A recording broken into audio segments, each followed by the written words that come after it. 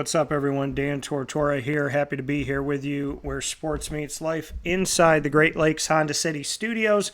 And of course, as we are here with you, we're here with Mr. Murph on a Monday. And we, in this Great Lakes Honda City studios, are so happy to be here with you and let you know that 7140 Henry Clay Boulevard in Liverpool, New York is where you'll find Great Lakes Honda City. And of course, they're open Monday through Saturday for sales and service. You can find out more by going to GreatLakesHondaCity.com. With that being said, inside of MonPazPopcorn.com's What's Poppin', we have Murph with us here today to speak on the NCAA tournament, men's and women's Final Fours, and of course, Major League Baseball. So with that being said, we welcome him picture in picture. Murph, how we doing today? Doing good, buddy. Hit up a card show yesterday, completely spur of the moment. Got a table and did a ton of deals. So got some cool stuff with that. It's Masters week. Got this really cool hat from Hawk Point Golf Club where we had a fitting day on Saturday. So they were kind enough to uh, gift me this hat actually. Um, so I'm very appreciative of that. And I guess I buried the lead here. The Gators are playing for a national championship tonight, baby. That's right. That's right. And playing for a national championship in this opportunity here in the NCAA tournament on the men's side of things, they will be facing off against the Houston Cougars, who found a way against the Duke Blue Devils. They were What a down. game, Yeah, man. they were down by a good amount here down the stretch and were able to flip the script and to do what they've done has been absolutely incredible. To see the work that they've What was done. it? 7 points in 12 seconds? Yeah, it was crazy. It was, 30 seconds worth of time of this team being able to do so much work and flip the script, and it's been absolutely incredible. I can't say enough good things about the Houston Cougars and how the Florida Gators truly are the best team in the SEC.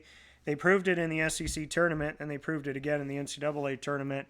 So shout out to you and go Gators as they'll be fighting for a national championship tonight. Yeah, baby. Oh, and also, we're not going to talk about it, but huge shout out to Alexander Ovechkin for becoming the NHL's all-time leader in goals scored, passing Wayne Gretzky last night against the Islanders. That was really cool to see. So just want to give him a major shout out because that's a record that many people never thought would ever be broken, and now he just needs about 1,200 assists to break Gretzky's assist record. And yeah, so I mean, looking at this, it's been amazing to see the work that's been done in hockey, the work's been done in basketball. Obviously, Hmm. baseball season started. My dad and I got to go to the Diamondbacks up against the Yankees in Yankee How was Stadium. that, by the way? I haven't gotten to Yeah. really talk to you since. No, we got to see Aaron Judge take care of business, and he went 3 for 5, had a home run in the game, and drove in a bunch of runs in the matchup. Got his 500th extra base hit in his career. So congratulations to him for that and all the work that he has done. It's been awesome. It's been awesome to see that. I mean, the Diamondbacks came back. They found a way. They got a grand slam from Geraldo Perdomo, who was so quiet throughout the matchup. They tried to bring in Gabriel Moreno and Ketel Marte to help them late in the game, and it wasn't enough. They lost 9-7, but they did win the series. So it was a great time, great way to celebrate my dad's birthday, and just a ton of fun to be in Yankee Stadium with my dad. Yeah, I'm sure that was a blast. I mean, if you could take it serious from the Yankees, that's always a nice thing that you can do. But Mets got a sweep with the Blue Jays, which was kind of cool. So, Saturday night was a nice night. Got to watch the Gators come back and beat Auburn, and got to see the Mets come back and beat the Blue Jays on Saturday night. Came back, they were down, was it 2-0? I think they were down 2-0 in the eighth inning. They came back, tied it, and walked it off of the ninth. So, safe to say that was a pretty good sports day for me. Yeah. So it's I mean it is it's great for you to see that. It's great for you to see the work the Mets are doing and everything, and to see the success that's coming up here with the Florida Gators in the national championship tonight. The women's side is done. They figured things out over the weekend in a horrible slot, 3 p.m. Eastern time. Just a terrible time to be there. And it was, I mean, I'm so happy for the women's game being on television, for the NCAA tournament round by round to actually be televised and to be accessible. But to have a national championship at 3 o'clock in the afternoon on a Sunday is a slap in the face to the women's sport. So I'm sad that they did that, but I am happy that I did pick the 2 teams that would make it to the end, UConn and South Carolina. However, I picked South Carolina over UConn, and UConn found a way, God bless you, UConn found a way to get themselves to a place where they had blown out to 20 points plus. At one point, they were up by 30 points. So I mean, they put a beating, yeah, a beating on South Carolina. Yeah, and it's been clear. UConn has been fantastic. Paige Beckers gets to have her last game in college be a national championship. The emotion that she has for head coach Geno Auriemma, the emotion he has back for her. They said, "What did you say to her when you hugged after the game?" He said, "I just told her I loved her." And he got emotional. He said, "I just told her that I loved her."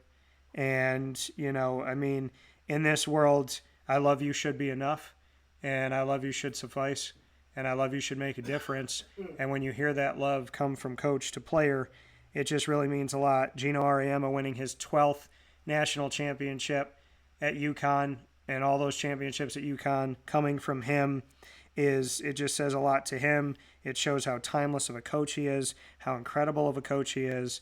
And, I mean, I can't say enough about Paige Beckers, enough about the team, enough about Geno Auriemma.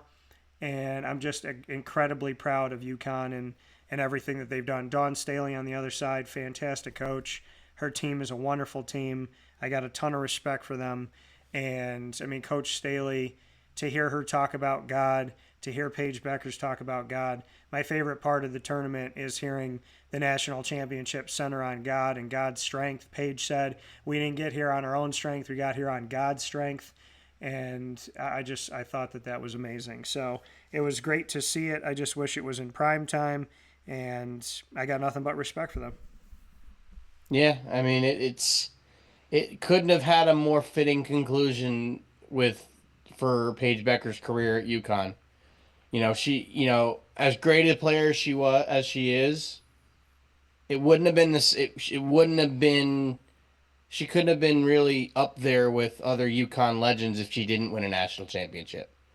So you kind of knew that she was going to go all out for it, and sure enough, she did, and UConn got it done, and she can kind of hang up at the top of the list with UConn legends on the women's side, and it's cool to see. I mean, obviously I don't follow much women's basketball, but we all know she's going to be the first pick in the WNBA draft wherever she goes, and it'll be fun to watch her and Caitlin Clark battle it out when they get to the WNBA for sure.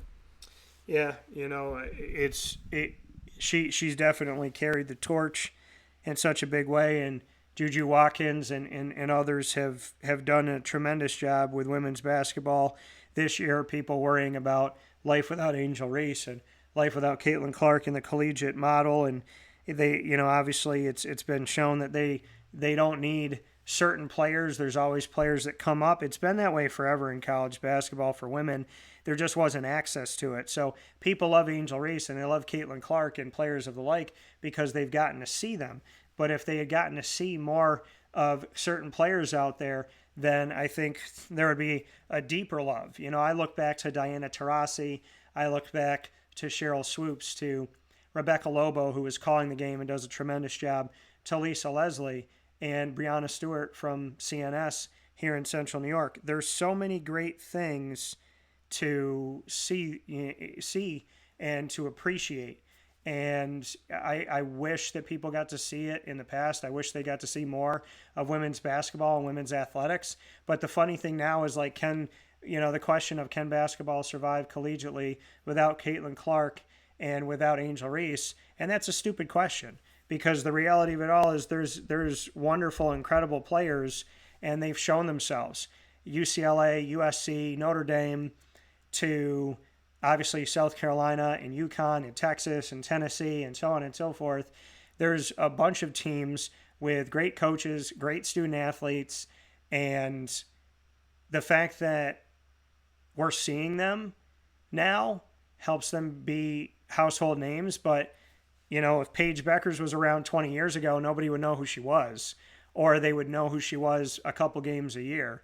So the biggest thing about where we are in collegiate athletics right now in the current collegiate model is my excitement for the fact that the women's basketball game is on television and that we get to see all of the rounds. We get to see all of these teams. People know more than just UConn. So that's been great. But, to see UConn at the top of the mountain again in Paige's last game and root to her being the number one pick in the WNBA is just really, really cool. And I'm super proud of her, and I'm super happy for her. So, I have nothing but good things to say about Paige, about Geno, about UConn, and about Dawn Staley in South Carolina, the incredible run that they had, half of the bracket representing the SEC with South Carolina versus Texas. So that was great to see. And obviously UCLA and what they've done on their side, now part of the Big Ten. So, it was a great Final Four. It was a great championship, and it was an absolute annihilation by UConn. They were up by 10 early, and they never looked back. It never got close again. And, it just says something about UConn. They were a 2 seed this year, not a 1 seed. Counted out a little bit. I think Geno and UConn have been treated like they're a little bit not as good as they used to be last year. I think they were treated that way. I think this year they were treated that way. And they obviously responded by winning a national championship. So shout out to UConn, shout out to the Huskies, and shout out to Caitlin Hajmahalis, as well as Gabby Holko and all my friends that were out at the women's Final Four and national championship in Tampa, and the fact that we'll get to talk with them this week. And I'm happy that they got to see it firsthand and that they had a great time. So, yeah, I have nothing but good things to say about the women's game. The only thing I would suggest to ESPN is instead of watching the Boston Red Sox 10th game in a 162-game series, why don't you put on the national championship for women's basketball? I don't know. Well, the contract with MLB is going to be up. Sunday Night Baseball on ESPN is no longer going to be a thing as of now. I don't know if it's after this year or after next year. I'm kind of happy about that because I hate ESPN broadcasting baseball. I think they do a terrible job, personally. Ever since they let Matt Vasgersian and A-Rod go, and now they have Carl Ravitch and Eduardo Perez. I do not like those guys one bit. I think they're the worst of all the national broadcasts. Obviously we're spoiled with Fox with Joe Davis and John Smoltz, and Joe Davis is seamlessly filled in for, Joe Buck as he left for ESPN. But, that could be your window to potentially have that. Because you won't have to worry about Sunday Night Baseball on ESPN anymore, right? You're not contractually obligated to do that. You'll have, that's probably your best chance to get it, in there. And, I get it. You might get. I also, and to kind of come at this from a different angle, I don't like 9 o'clock start for this game, for the men's game tonight. Yeah. I do not like this 9 o'clock tip off. I don't want to stay awake for that. I want to stay up and watch the whole game, but it tips off at 8:50 Eastern time. Yeah. Now I get we're on the East Coast and the game's happening in San Antonio, Texas, but let's be honest. Prime time's 8 o'clock, not 9 o'clock. It's always 8 p.m. on the East Coast. That's the way it is. That's the way it's always been. So why are we starting this game at 9 o'clock? I guess in a way, maybe they're going to get more viewers for that women's game because it's earlier in the day. Maybe not 3 o'clock. Maybe a 6 o'clock tip off is a good place to be, right? I'm surprised. I'm a little surprised they've been going with 3 o'clock, and that's been the last few years that they've been doing that. But they were in prime time on Friday. Why not have a 6 o'clock tip-off? Or even if you did 5 o'clock, it's not going to overlap with Sunday. Well, actually, 5 o'clock would. That's probably why they do 3 o'clock, so that it doesn't overlap with Sunday Night Baseball. But once that's gone from ESPN, give me a 6 o'clock tip-off. Because I think 8 o'clock, or not, well, 9 o'clock is definitely too late. 8 o'clock's even pushing it. There's a reason why the Super Bowl kicks off at 6:30 Eastern Time. Think about what time zone has the most people. It's the Eastern Time Zone. Yeah. It's the East Coast. You want to kind of cater to the East Coast. Right? It's not like you have let's look at let's use the World Series as an example, because I think it was perfect, because you had the Dodgers and the Yankees last year, and East Coast, West Coast, New York, and LA. The first pitch was always 8:05. 8:05 Eastern. Whether it's in California or it's in New York. Doesn't matter. 8:05 Eastern Time. I get that this game's in San Antonio and you want this game to be at 8 o'clock local time. Yeah. It needs to be at 8 o'clock Eastern Time. I also like the fact that ESPN baseball is at 7 and not at 8. Because more people, especially on a Monday night, on a work night for most people. Luckily, I don't really have anything to do that I got to wake up early on Tuesday, so I could stay up and not feel bad about it. But there's a lot of Gator fans and a lot of Houston Cougar fans that have to wake up and go to work the next day. And this game's not going to be over till close to midnight Eastern. Yeah. So I don't want to stay up for that. I'm going to, but I was grateful that we were the early game on Saturday. If we were the late game, I don't know if I would have stayed up. In full transparency, I did not stay up to watch the Duke Houston game. I didn't. I saw that Duke was up by double digits with like 12 minutes to go in the second half.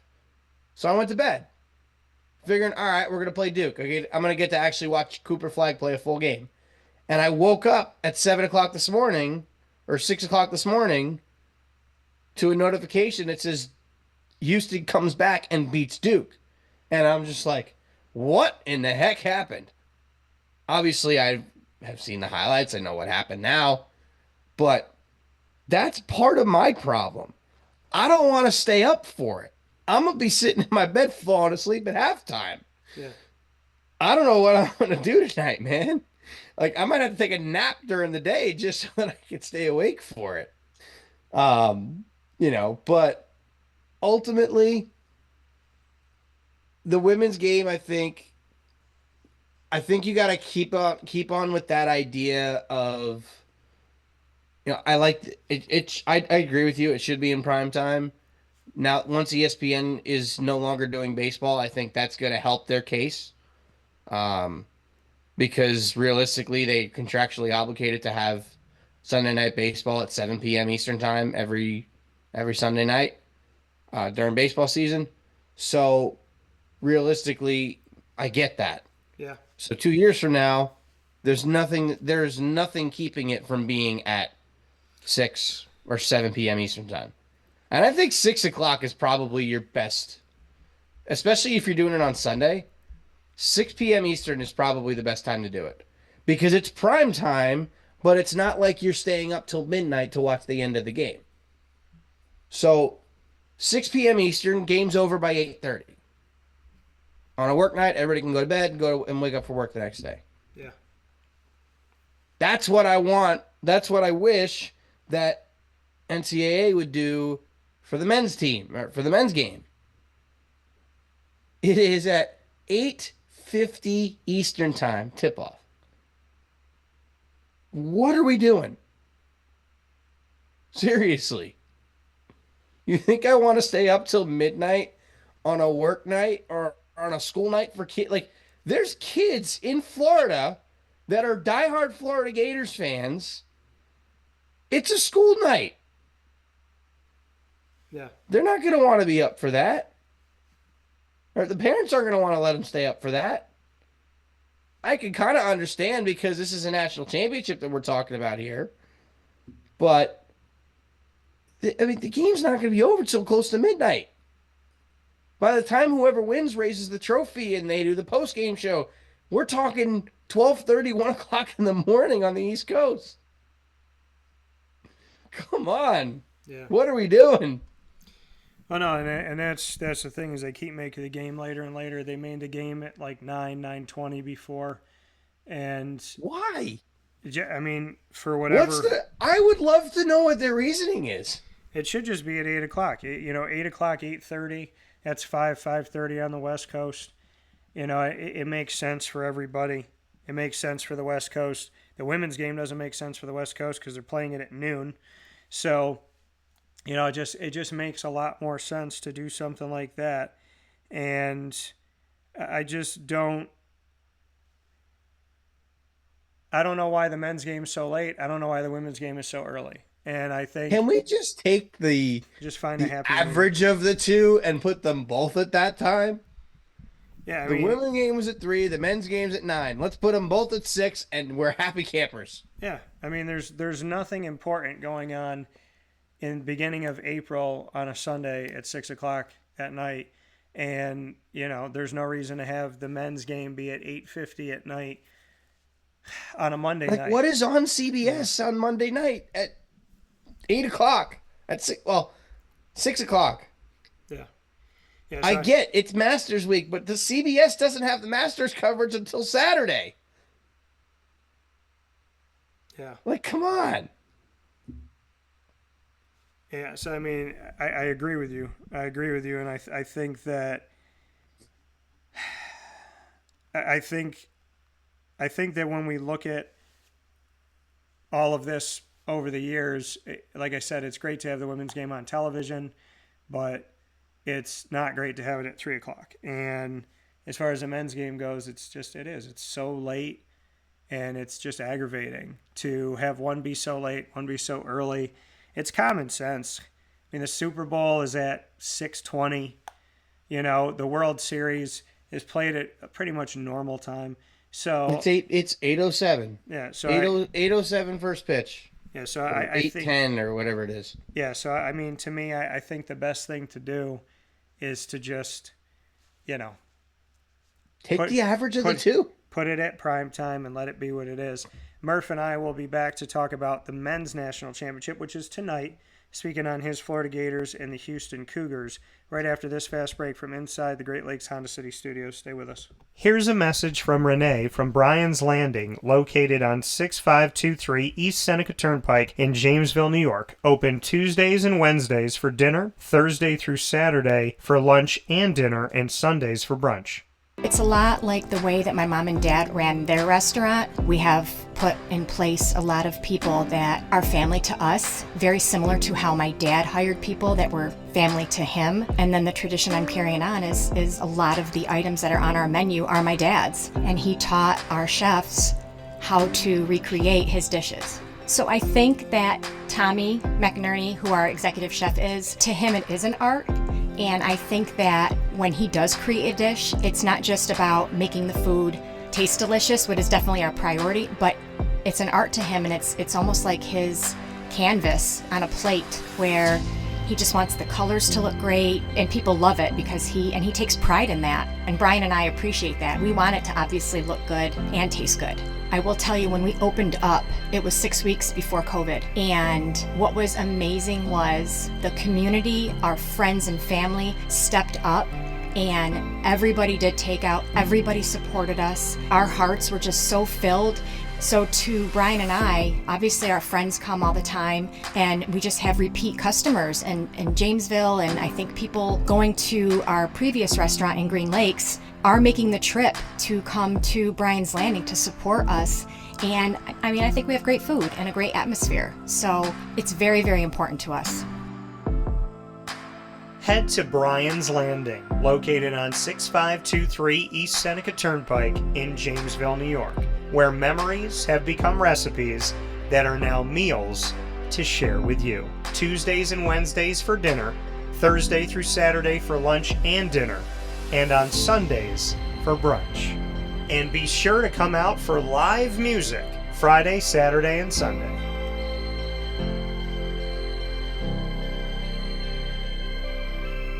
Here is a special message from Brian Bruno, owner of Servomation Refreshments Incorporated. I grew up in the family business, had the experience of working for a national food service company with thousands of employees, and as much as I enjoyed the experience I had, there's something about, owning my own company and being able to change the things I saw wrong with the industry firsthand, which is why I moved back to my hometown in Canastota, New York to launch Servomation. It was back in 2007. When we first started the business in 2007, really you didn't find any machines with credit card readers. There was a lack of variety in machines. You got stuck with basically whatever the vending company wanted to sell that day. There's a lot of inefficiencies in the business, and those were all things that we saw as opportunities, both from a customer level to improve and from an operating level to be more efficient.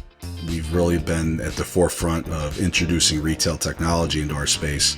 We were doing self-checkout back in 2009 before it really became a national phenomenon. The whole point of it isn't to just improve the customer experience. It's to make it feel more like a retail environment where people don't have to be afraid of what they're buying behind glass. They don't have to be afraid of not being able to see the ingredients of the packages. It was an easy transaction from that standpoint. If we were to reinvent something, we wanted to make sure what we were making looked and felt more like a deli and not like something that you would traditionally see in a vending machine. I was tired of hearing for years the customers say the wheel of death because the vending machine would circle around with the same tuna salad in it. What we wanted to do was it really change the perception of that food. So allowing customers to touch it, allowing customers to feel the weight of it, allow customers to see the freshness of it, and also the variety of it really helps them change the perception and ultimately the value of what we bring to them. The point of differentiation you have to make is either in value or the quality. And I think on both of those fronts, Servomation has really, in large part, changed that value system for employees. So they no longer have to worry about bringing their food from home or having to leave their desk during the day and rush out to get back in time for their break to end. We're bringing something that they can count on in their break room every day, and they know it's going to be there, they know it's going to be fresh, and they don't have to worry about it being sold out or something that they don't enjoy. We've also heavily invested in flavored water machines, so you can get a glass of water with a fresh piece of fruit in it, along with bean to cup coffee machines. So there's not a day that goes by we're not surprised when we get customers that call us and say, we didn't know you could do all this. We're really lucky to have a strong group of dedicated employees. Most of our employees have been with us since inception. They're family to us, and people like doing business with people they like and trust. And I think the same thing goes for employees. In a day and an age where there's a lot of corporations that just look at an employee as a number and don't get to know them, that's just not the way I was raised or how I like to do business. So we're a little old-fashioned. We like getting close to our employees. We like knowing how we can help them. We like knowing how we can improve their lives, adjust their schedules, whatever it may be to help improve their quality of life. And we think in the end that makes for a happier employee. We're fortunate enough to have really grown over the last several years, and from Pennsylvania to Massachusetts to Connecticut, we really do have a strong connection, even though we're not in the rooms every day with these employees. There's not one single employee that we feel like we don't know, and certainly we know they can call us at any time, and they're definitely treated as family to us. I wake up every single day really excited to surprise our customers in a good way. The one thing I can tell you is I think that every one of our employees and every one of our customers will continue to be at the forefront of every decision we make. Find out how Servomation can help you and your business by going to servomation.com.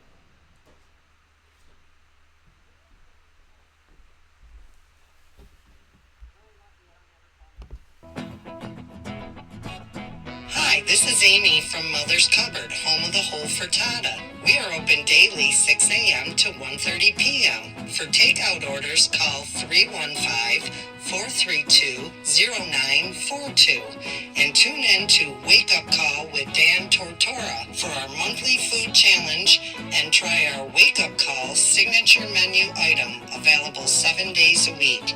Here at Mother's Cupboard, we are Central New York, and it's our honor to serve you. Ma and Pa's Kettle Corn and Popcorn Factory remind us that every day is worth celebrating at 201 7th North Street in Liverpool, New York. Open Monday through Saturday in-store and always online at maandpaspopcorn.com. Serving our Central New York community and beyond, order anywhere, anytime at maandpaspopcorn.com. Stop in to get a tin at Ma and Pa's on 201 7th North Street in Liverpool, New York to get your half-price refills for the rest of your life. Come to Ma and Pa's for your holiday gift giving for family, friends, employees, and clients. And remember, for fundraising and events, to call 315-450-6272. That's 315-450-6272. Ma and Pa's Kettle Corn and Popcorn Factory. How corny are you? This is Jimmer Sikowski, owner-operator of Chick-fil-A Cicero, 7916 Brewerton Road in Cicero, right in front of the Home Depot. I had a deep feeling that God wanted me to do something bigger with my life and to help people, help others. He kept putting Chick-fil-A in my life, and I realized as I was going through the franchise selection process that positively impacting the lives of others was really core to what we do here at Chick-fil-A. First of all, it starts with the food. The food is brought in fresh daily, and we bring in local produce. We prepare to order in the kitchen. We hand bread our chicken. We hand spin our milkshakes. It's great food. It doesn't taste like fast food. I think the second thing is the way people feel when they come in a Chick-fil-A restaurant. It's different. We try to treat people with intentional kindness here, which is very different and deeper than good customer service. And so I think it feels remarkable for most people to come in a Chick-fil-A restaurant. And then lastly, the impact that we try to have in the community is very different.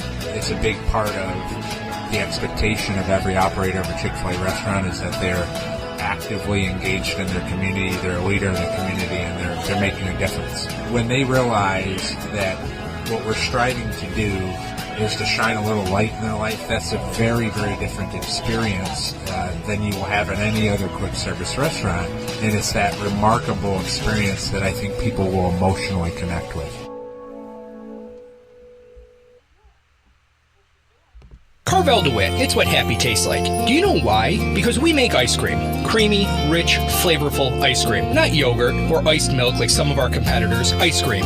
Fresh, by hand, daily. For the calorie conscious, we have something new for you. Our new Carvelite. Same great flavor, creaminess, and texture of our regular ice cream with only 35 calories an ounce. So whether you want an ice cream cake, flying saucer, dasher, carvalanche, hard or soft ice cream, we will satisfy your craving with our fresh, handmade regular or new Carvelite ice cream. Carvel DeWitt. It's what happy tastes like.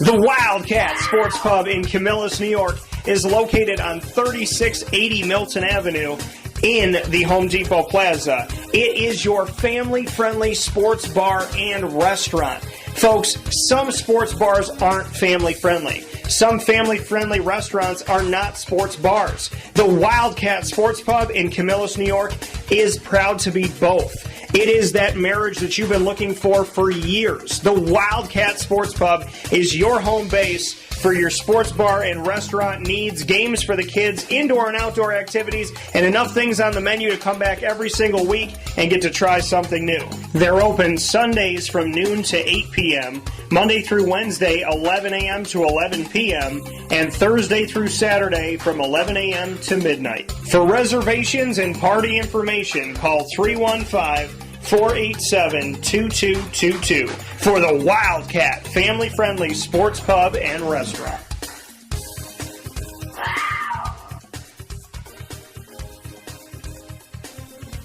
GG Cards and Breaks. Like, comment, subscribe. GG Cards and Breaks coming to you on 639 Delmar Place in Syracuse, New York is your one-stop sports card and trading card shop. You will find them open Tuesday through Saturday from 10 to 6 and on Sundays from 10 to 5 for hockey, baseball, soccer, basketball, football, and more, including Disney Lorcana, Yu-Gi-Oh!, Magic the Gathering, and Pokemon. You can go to 639 Delmar Place in Syracuse, New York. Graded cards, singles, packs, boxes, and more, including every single piece of supplies that you need when it comes to GG Cards and Breaks. Find your way over there today and let them know that Wake Up Call sent you. I appreciate y'all so very much for going over there. With that being said, I'm here with Murph on a Monday, and we are hanging out where sports meets life inside the Great Lakes Honda City Studios. Great Lakes Honda City, coming to you on 7140 Henry Clay Boulevard in Liverpool, New York.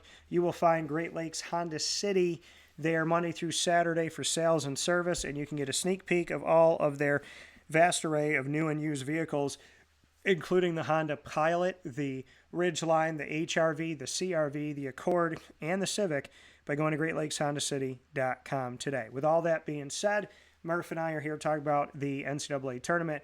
On the women's side, we were speaking about things that are going on, and we kind of gave a little prelude to the men's side of things as the women have wrapped it up and UConn won. On the men's side of things, the game being at 8:50 p.m. Eastern time today. Such a weird time. Like, either have it at 8:30 or have it at 9. What the hell is 8:50? But at 8:50 p.m. Eastern time, we will see the men tip off. They probably won't tip off until closer to 9 p.m. The game won't end until after 11.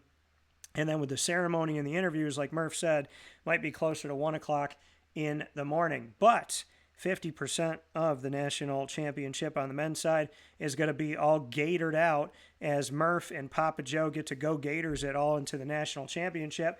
And I get to celebrate on the other side of it a team that I thought was going to do it 2 years ago, and that's the Houston Cougars and Kelvin Sampson. So I'm really happy for Murph and PJ on one side, and I'm really happy for a team that I've seen a lot in over these last few years on the other side. So with Florida and Houston facing off against each other, they got here because Florida showed that they're the best team in the SEC once again, defeating Auburn. And on the other side, Houston came all the way back to defeat Duke by 3, and they did something Syracuse doesn't do, which is make free throws. So, Murph, your thoughts on the SEC Championship Part 2 and your thoughts on Houston and Duke? So, Florida-Auburn's definitely the game that it should have been, but really quick, I sometimes forget how good you are with all of your partners and how you have basically everything memorized.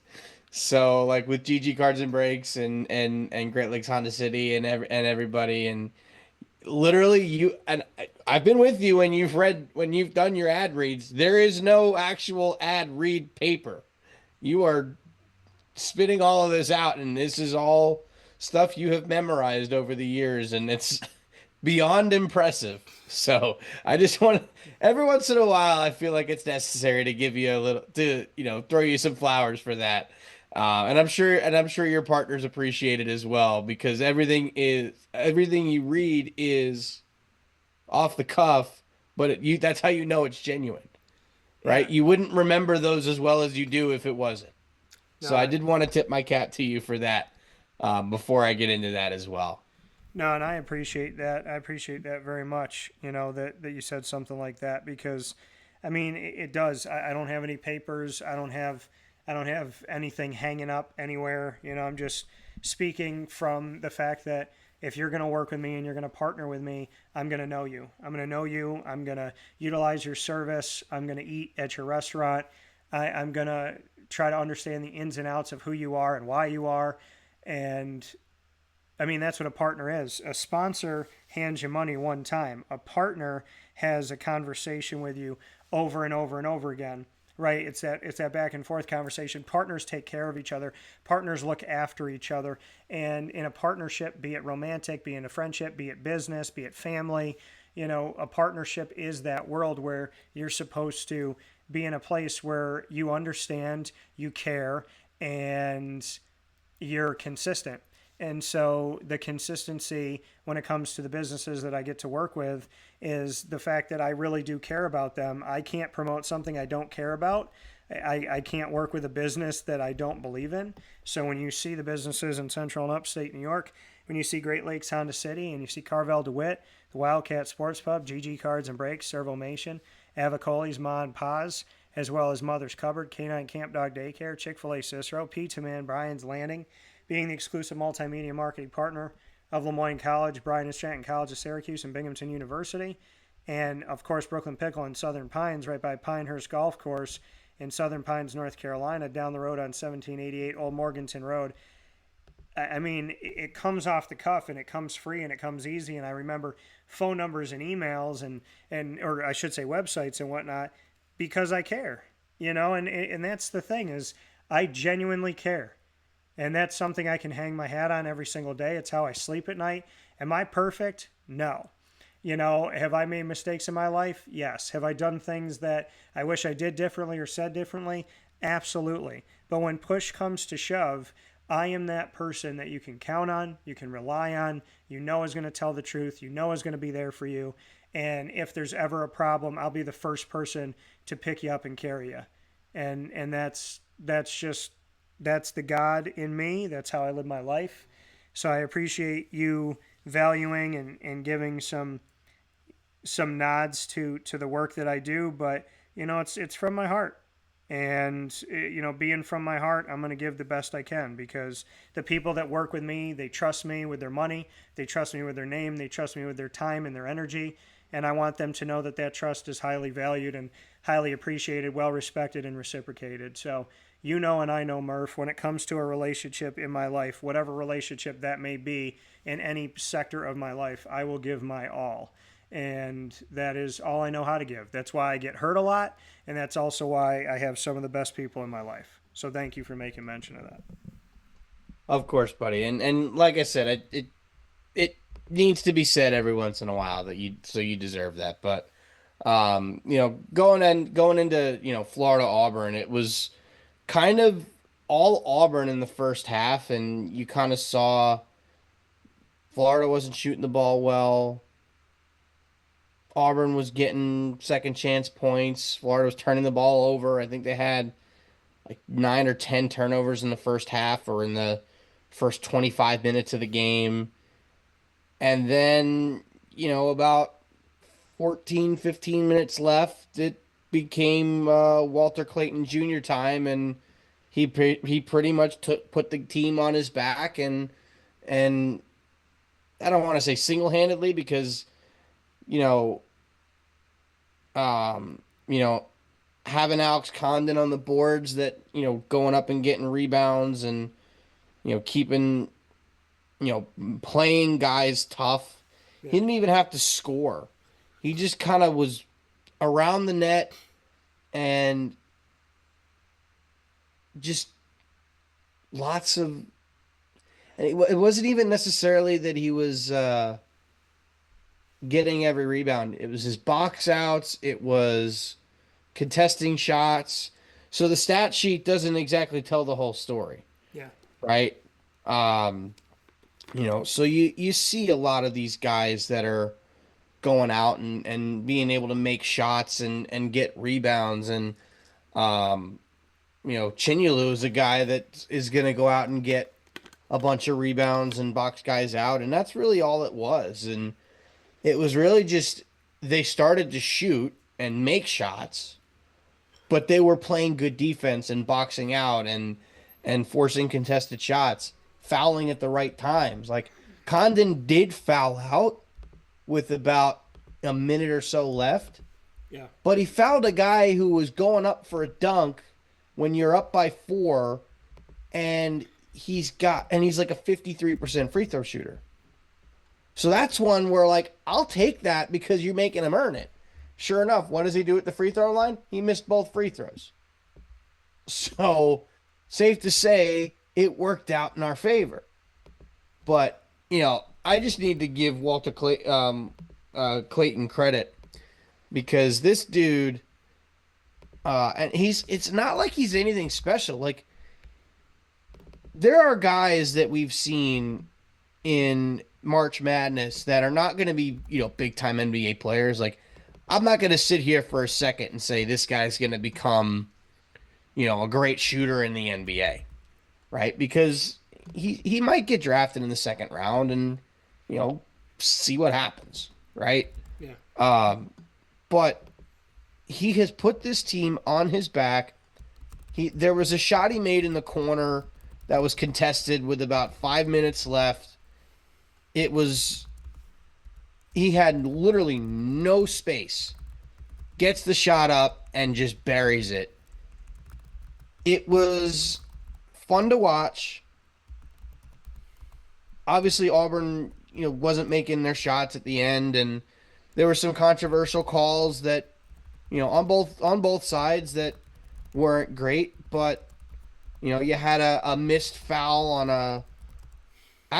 that Condon block that last foul that he fouled out on. The refs missed a hold underneath the basket. And if they would have called that, now they reviewed it to see if it was a flagrant one. It was not a flagrant. There's, no argument for it really to be a flagrant. But had that been a flagrant one, that foul wouldn't have happened. So Condon would have been able to stay in the game, and Florida would have been shooting 2 free throws. Obviously, it was a moot point, so it didn't matter in the end. But ultimately, it was a great team win. They shot the ball well in the second half, and they made the free throws.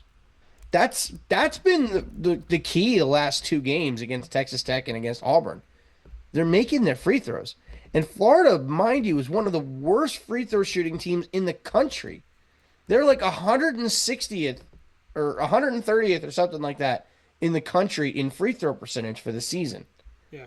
And in the last 2 games, something has clicked, and these guys are going 80-ish, 75 to 80% from the free throw line as a team, which is way better than they've been. And it might even be higher. I don't have that number off the top of my head. Let me see if I can. They're 71% as a team. I wish I had it for you in the tournament, but I can give you the last 2 games because, come on, I want a box score. There we go. The free throw shooting was way better against Auburn. It was actually only 70%, which is surprising to me. But that number has come up a little bit. It's been coming up little bits at a time. But against Texas Tech, which was the key, that was the key win because they came back with they're down 10, 11 points with 6 minutes left. They went 93% from the line, 25 of 27. That has gotten 10 times better this postseason, and it's the reason that they're winning basketball games. Now, you're going to be going against a Houston team that is number 1, according to Ken Palm, in defense. That is not going to be an easy basketball game. I am very much interested to see if Walter Clayton can get open and make shots, and if he can feed the ball around to his teammates. I know, I don't even, how do you say his name? Is it Howe or Huff or, hang on. The big guy, the big man that's been shooting threes the last few games. How the hell do you say his name? Would you for the Florida Gators? You know who I'm talking about, right? For the Florida Gators? Yeah. So I'll bring up their roster. How the hell do you say his name? Yeah. So Murph is talking about. Let me just get it up here. He's got Walter Clayton. So which one are we talking about here? We're talking about Thomas. Thomas Haw. Yeah. That's Thomas I'm gonna Houck, go with that. New Oxford, Pennsylvania. Thomas. It'll play again. Thomas Houck, New Oxford, Thomas Pennsylvania. Houck. Thomas Okay. Houck. Yeah. Houck. All right. Houck. So Spelled Haugh, but it's Houck. Yep. So, folks, you know how I said that obviously I'm a Florida Gator fan through and through. I didn't follow this team religiously. I watched a handful of games in the regular season and I followed them, but I'm not going to sit here and say that I'm a diehard basketball fan like I am football, like I am Mets baseball or Jets football. It's the school that I root for. I'll always root for the basketball team. I'll always root for all of their sports teams. It's not like I'm going to have this massive celebration if they win and whatnot. I'll be excited if they win. I'll be very happy if they win. I'll probably get a shirt. I might get a hat. But it's not like it wouldn't be the same as if the football team won a national championship. And that's okay. I'm just really excited to see this game. I mean, Houck has been great from beyond the arc. He did great in the Texas Tech game. Only made 1 3 in the Auburn game. I think did he make 3 in the? He either made 3 or 4 threes in the Texas Tech game. But he can shoot the rock a little bit, and I think it's underrated. It's an underrated aspect for a 6'9" forward to be shooting threes. But that's the game of basketball these days, man. I mean, Wemby's 7'2", 7'3", and he can make threes. Kristaps Porzingis can make threes. He's 7 foot. All these 7-footers, man, they can shoot. It doesn't matter what position you play anymore. It doesn't matter how tall you are anymore. Everybody can shoot. You don't have guys like Shaq anymore that are just god awful free throw and 3-point shooters that they won't even try. And but it's fun to watch. And I'm really excited to see how this team comes out against Houston. Partly because they've been coming back in a lot of games in this tournament so far. They came back against UConn. They came back against Texas Tech. And they came back against Auburn. Yeah. We'll have to see what happens tonight, but I'm looking forward to it. I'm probably going to have to take a nap at some point today so that I can, stay up for the game. But I am very much excited to see what happens and if they can get it done. Obviously, they haven't won since the Billy Donovan years when they went back-to-back in, 06, 07? Yeah. Something like that. Because one of those years they won in football and basketball. I think it was 06 that they won football, basketball. So I'm really looking forward to that, and who knows? Maybe that means football is going to be good this year. You never know. DJ's great. Brought in some good guys and to help out through the transfer portal, some good recruits. We'll see what happens. But yeah. I'm really looking forward to seeing this game, and I'll let you talk a little bit about the Duke game because I know obviously you watched more than I did in that game, but I think that was an all-time choke job by Duke. That was bad. Well, my thing is you give credit to Houston, and absolutely, give Houston credit where they deserve it. But at the same time, how do you blow a 6-point lead? Actually, no. How do you blow an 11-point lead with less than a minute to go? Yeah, you look at seriously. You look at this and you look back. That's bad. And you look back on the game. Tyrese Proctor's free throw put Duke up by 14 points with 8:17 left in the second half. And so a lot of people thought at that point that it was going to be done. And that was cemented when Flagg buried a 3 to extend the Blue Devils' lead to 9 with 3 minutes remaining. So you look at that and you see Tyrese Proctor helping them get up by 14 with over 8 minutes left to go. And then you look at Cooper Flagg's three-pointer that put them up by 9 points with 3 minutes left on the clock. And Cougars guard LJ Cryer said, quote, "It ain't over because they still got time on the clock," end quote. Houston went on a 9-0 run in the final 35 seconds. By the way, they went on to end the game. They went on a 21-8 run, and I believe they had 3 steals as well. So when you look at that and they win 70-67, you've heard about Houston Cougars defense repeatedly through the tournament. Their defense came up huge. They had a little violation as they were trying to play good defense, and one of their defenders tapped the ball before the guy actually got it in balance. It was still in his hand, so they go look at that. But then you got to keep in mind they almost caused a 5-second violation on Duke. When the ball left the hands of the Duke player, it was at 4:59. You cannot get closer than that. And then after that, once they reviewed that and tried to figure out what was going on and how much, because you can't review a 5-second violation, whether it is or not. So what they can review is how much time should be on the clock. They reviewed that, and whose ball it should be. It's Duke's ball, and then they inbound it, and it gets tipped 3 times by the Houston Cougars.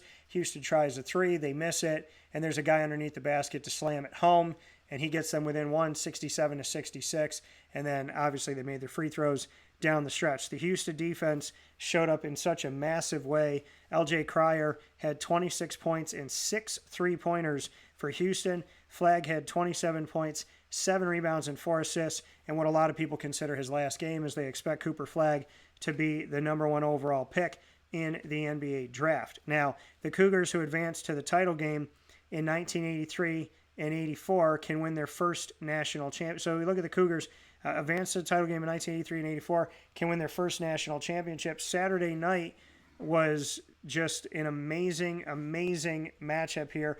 Duke coach John Shire said, quote, "Houston is a team that doesn't quit. I mean, they're never going to stop. So my messaging throughout the whole way with the team was, understand this team doesn't go away, so no lead is safe with them," end quote. And that's the absolute truth. They showed themselves in this in such a huge way.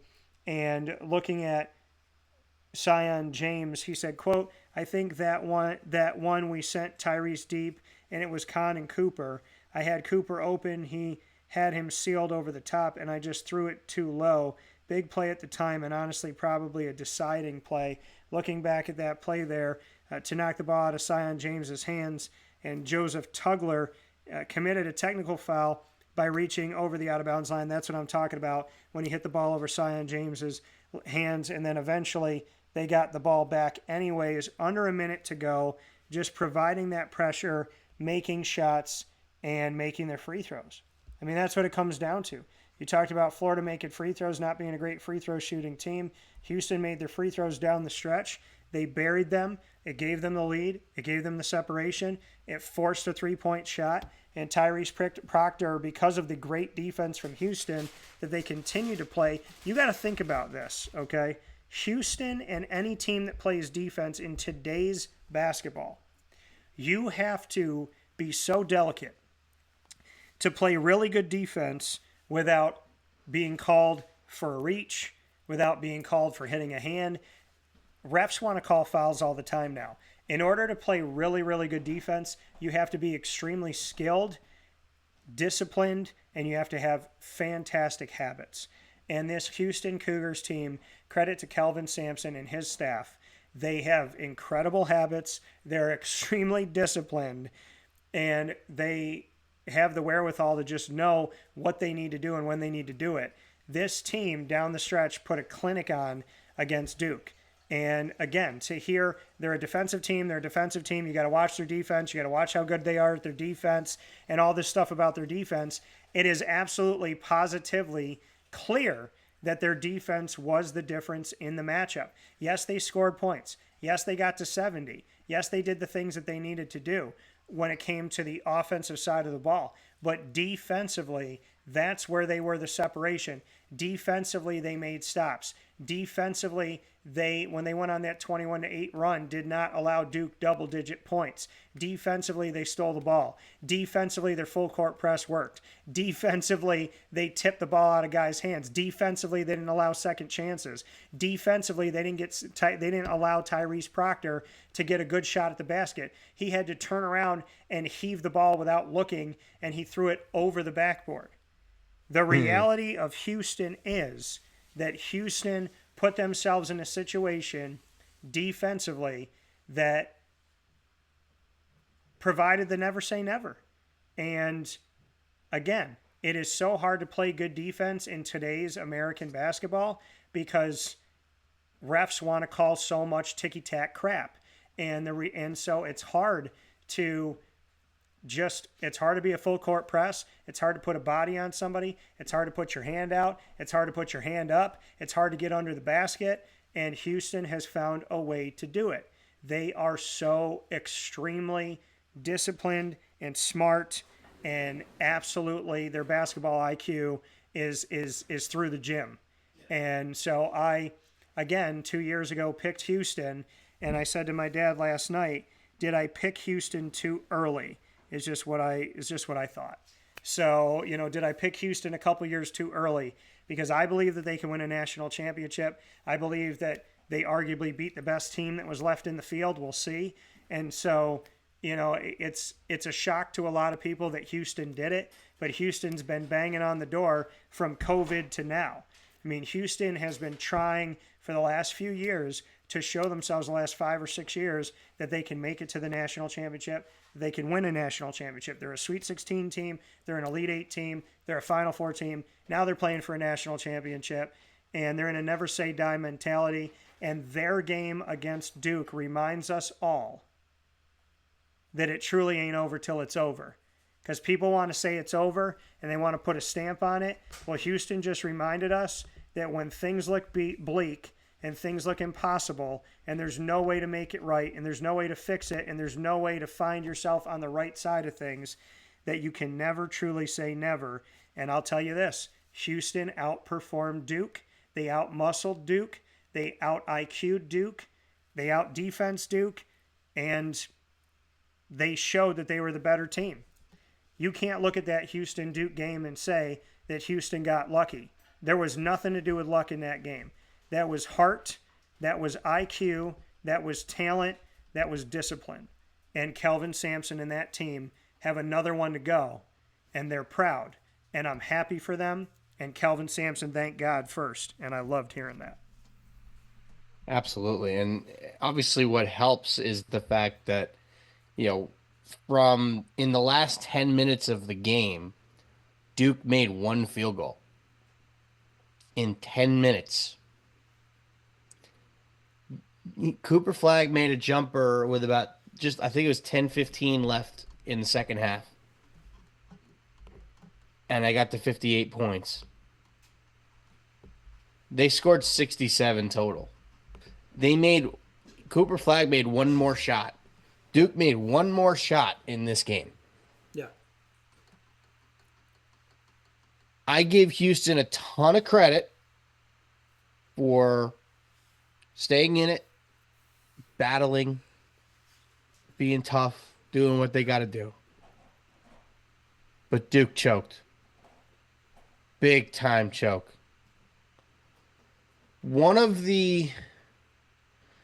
It's not 28-3, obviously. Yeah. But it's up there. It's not 28-3. It's not Red Sox down 3-0 to the Yankees. But it's definitely like a team blowing a 7-run lead in the 9th. It's up there. It was bad on Duke's part. Coach K wouldn't have stood for that. I'm telling you right now, if Coach K was there, Duke probably wins that game. Yeah. Because Coach K gets him in the huddle and says, dude, guys, figure it the hell out. This is ridiculous. I don't know. I think Duke wins that game if Coach K is there. He's a fantastic coach, but again, I don't want to take anything away from John Shire. And I know Coach K has the most wins in the history of NCAA Division I men's basketball, but John Shire took over a team that lost a Hall of Fame coach. Adrian Autry takes over for Jim Boeheim. They haven't made the tournament. Hubert Davis takes over for Roy Williams. They're good, but they're not as good as North Carolina used to be. Jim Larinaga, no longer the Miami coach. They were the worst team in the ACC this year. You look at another one, Jay Wright. He retires from Villanova. I think he's 61 years old when he retires. And what happens? Villanova in the last 3 years, not good. They don't make the tournament. They just fired their coach. You look at all of these Hall of Fame coaches that have left during NIL and the transfer portal, I think, because it's ridiculous to coach in these times. It's really hard to coach in these times. And you really have to be a relationship person. And you really have to know who you're talking to. And you really have to have those relationships mean something. And words have to mean something. And actions have to mean something. And people have to be truly connected to each other and believe each other and trust each other and have faith in each other in today's world, because it's so easy to get somebody to go look at the kitty in the corner, essentially. And, there's another team, you look at Tony Bennett in Virginia. They don't make the tournament. the year that he's not there. So all of these Hall of Fame coaches retire, and their programs outside of North Carolina barely making it. All of the programs I mentioned suck right now, except for Duke, except for John Shire, except for this young guy who halftime, Coach K is supposed to talk, right? Halftime of a game, the coach talks at halftime. Well, what happens at Duke? They don't have the coach talk at halftime. They have the assistant coach talk at halftime. So John Shire talks in place of Coach K when Coach K was coaching. It's like Coach K was like, I want you to do the halftime, get ready. I want you to be on the staff, get ready.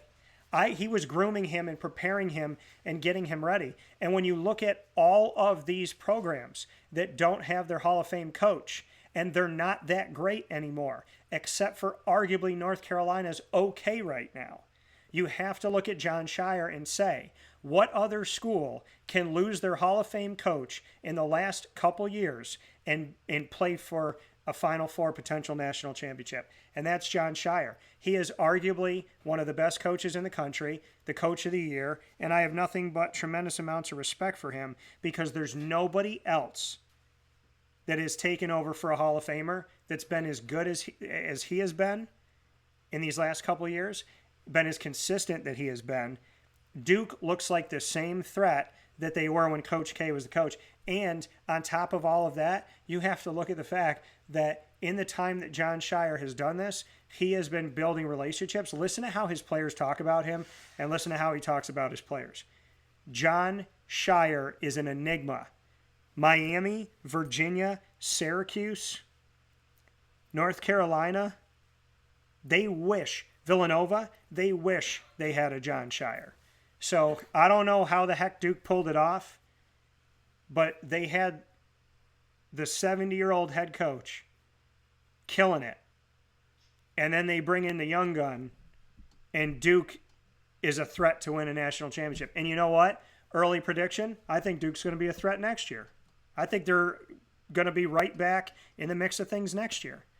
It depends on who they bring in. John Shire has absolutely been the difference of replacing a Hall of Fame coach. There's nobody that's replaced a Hall of Fame coach better than John Shire in the last 2 years.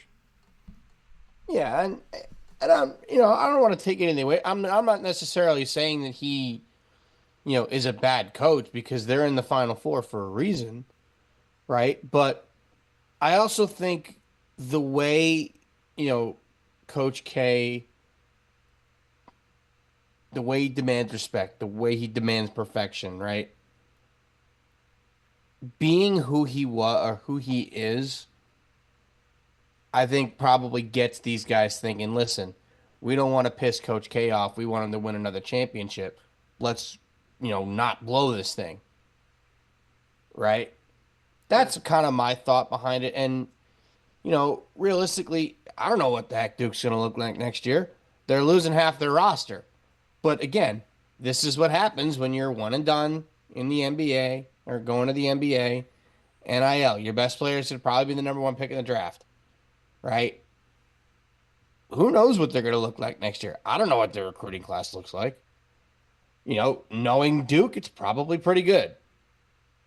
Right? Obviously, you guys know I'm not the most up to date on basketball recruiting in college basketball or much about basketball at all. But obviously, I love March Madness and I'm always keeping up with that. But that's just kind of my thought behind the whole thing. But it's Duke. They're always gonna be there, right? Like,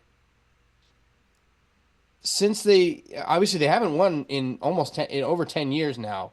2015 is the last national championship they won. Yeah. And realistically, it's been interesting to just kind of see what they've done. And obviously they had some iffy years in Coach K's last couple of years. And obviously he knew he was getting close to the end. And with NIL becoming a thing, he didn't get to see as much of the players coming in and really coming to Duke for the program. They were going where the money was. So it's interesting to see. I think they'll be back, I'm sure.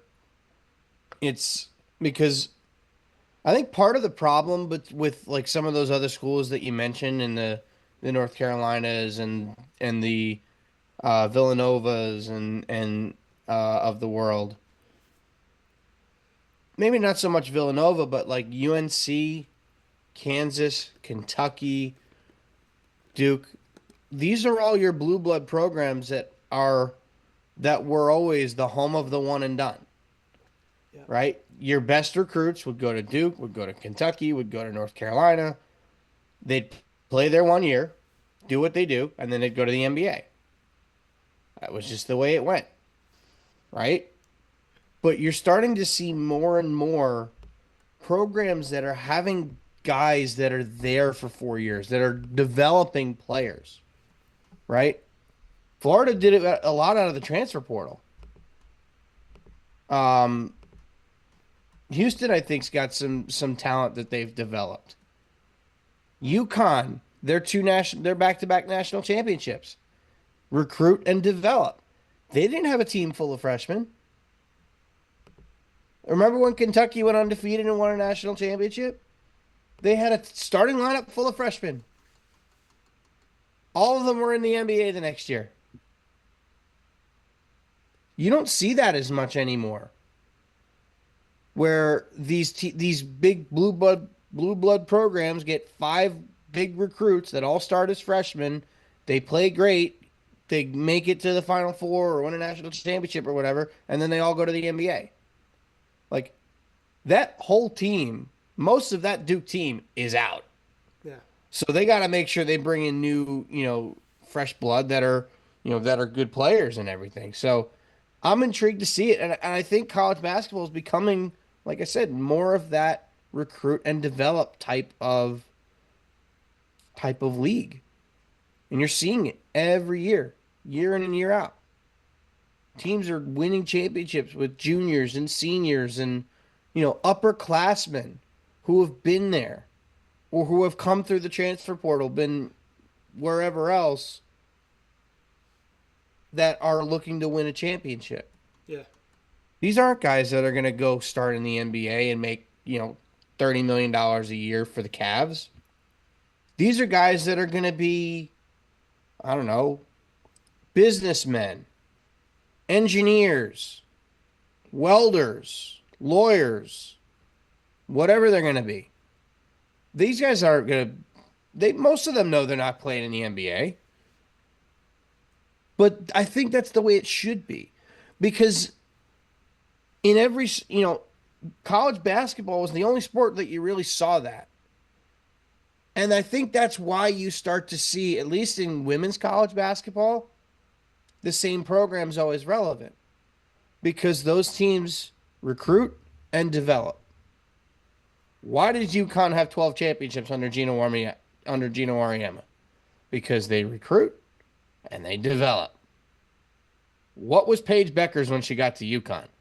I don't know. I don't remember. She stayed there for 5 years.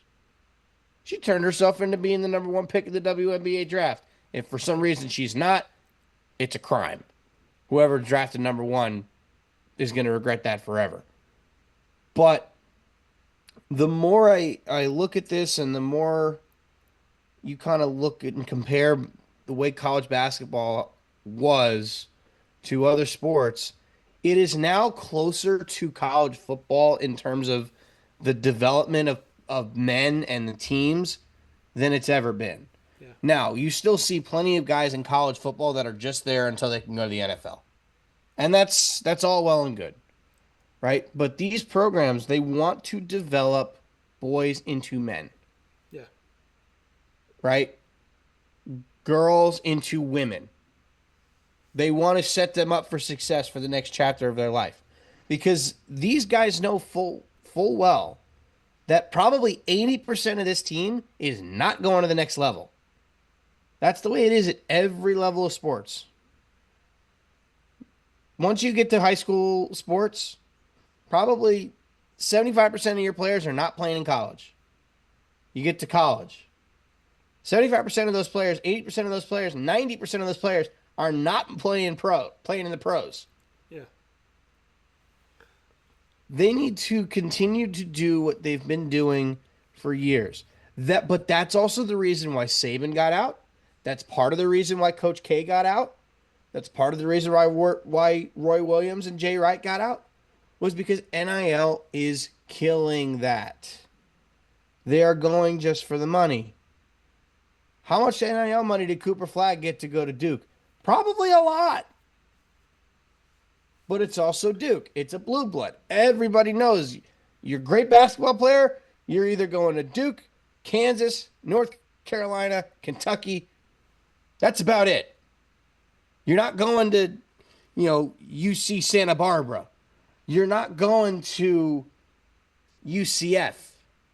You're not going to, I hate to say it, but you're not going to St. John's. You're going to one of those 4 big schools. That's the way it is.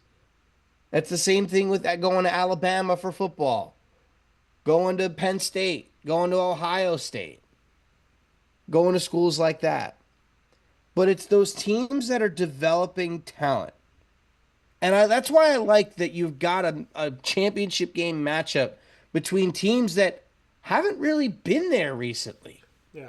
Yeah, Houston was there 2 years ago, and they fell short. But Florida hasn't been there in a long time. It's been almost 20 years since they've won a national championship. Yeah. I don't know. I don't even know if they've been back to the national championship game since they won. I remember laying on the couch on Court Street in the house I grew up in, and just being there, watching the game, laying on the couch sideways, looking at this game going, for the love of goodness, somebody please score more than 50 points. And it was Florida UCLA. And oh my goodness. I just remember being like, I'm going to bang my head against the wall if these teams cannot score just a little bit more. You don't have to do a lot. Just like make me feel like I watched more than one half of basketball. That's all. And now I'm looking at this Florida Houston game saying, okay, I could see 79 being a score. I don't know if anybody's going to get in the 80s.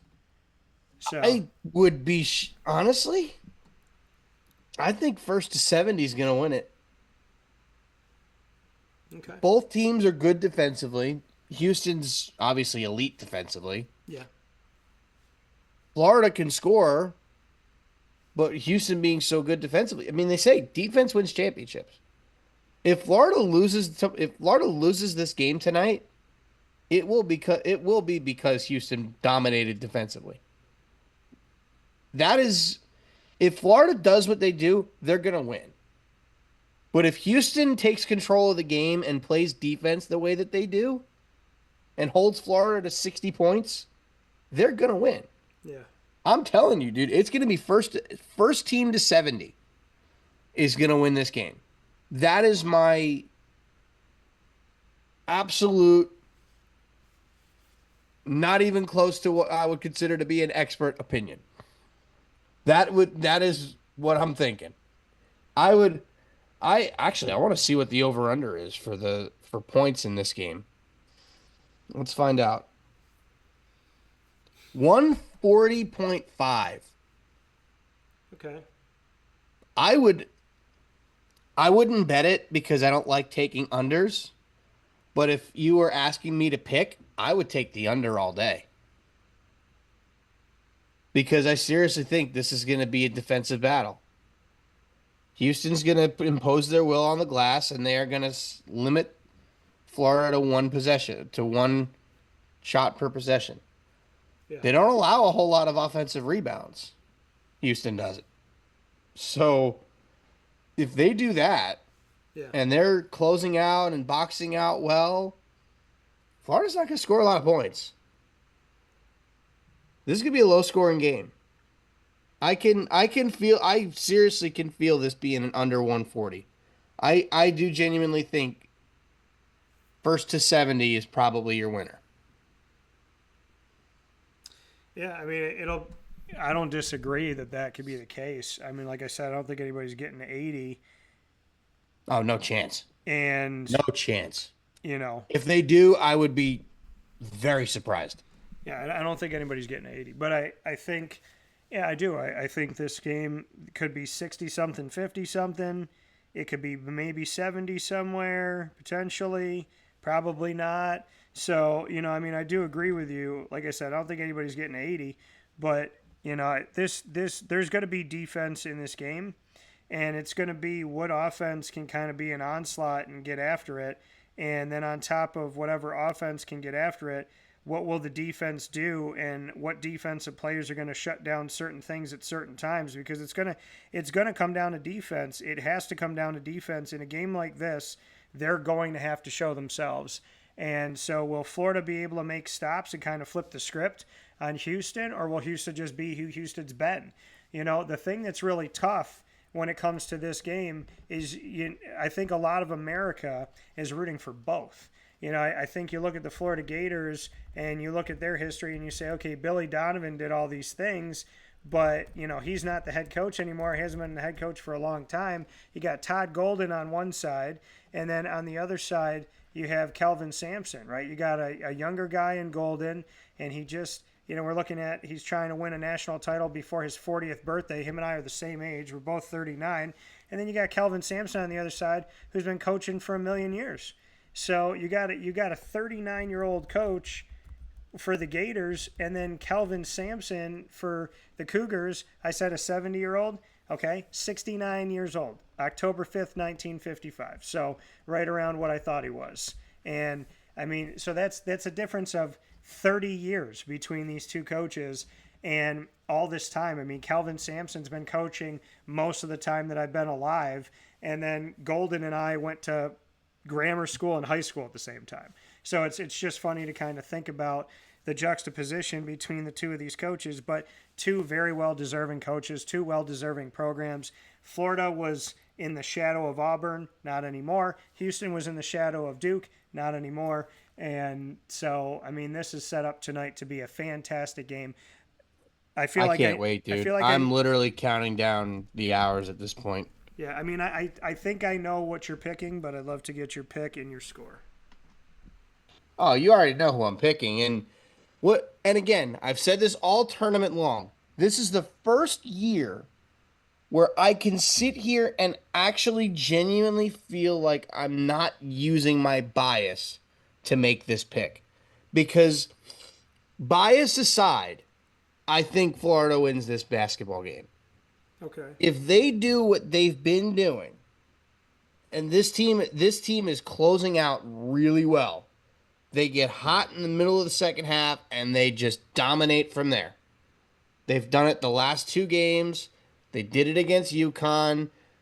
They didn't need to do it in the other games because they were blowouts.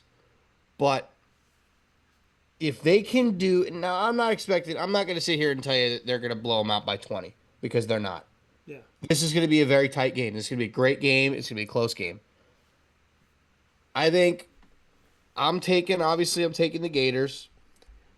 And I am going to take the Gators by a final score of 69-64. Okay. So nobody makes it to 70. Okay. 69-64. Murph going with the Gators. I am going to have a final score of 65-62. And I'm picking the Houston Cougars. And You've got a win-win here, dude. I do. Because you root for Florida. Right. But you've also covered Houston. Right. So this is a win-win for you. Yeah, I mean, to me, I can't lose. This national champion, the last few days in my life have been extremely excruciating. And I've had a lot of pain off camera. So to be on camera and say that no matter who wins this game, I get to actually enjoy it. And I get to actually celebrate it, maybe have a good moment, that would be wonderful. So, my hope is already complete. I cheer for, I hope the best for Florida, and I cheer on Florida for you and Papa Joe, and because Florida's a second home to me, so it's easy to say go Gators. And then on the other side of it with the Houston Cougars, I mean, I've covered the Cougs for years. Calvin Sampson and I have spoken for many years. And on top of speaking with him, I've covered Houston football for over a decade. So, I mean, I have been around the Cougars and defended the Cougars. And then, you know, the Gators, talking with you about it and talking to Papa Joe about it. So if the Gators win, I'm elated for you and PJ. If the Cougars win, I'm elated for Calvin Sampson.